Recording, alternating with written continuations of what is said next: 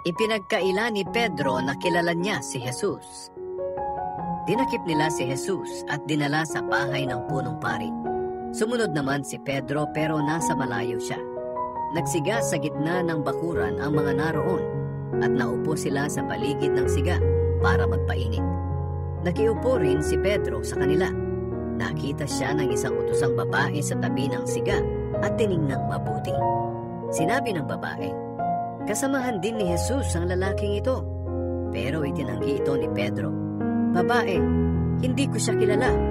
Maya-maya may nakakita na naman sa kanya at nagsabi, "Kasamahan ka rin nila, di ba?" "Aba, hindi," sagot ni Pedro. Pagkalipas ng isang oras, iginiit naman ng isa, "Totoong kasamahan din ni Jesus ang taong ito dahil taga Galilea rin siya." Pero sumagot si Pedro, "Hindi ko alam kung ano ang pinagsasabi mo." At habang nagsasalita pa siya, ay tumilaok ang manok. Lumingon ang Panginoon at tiningnan si Pedro.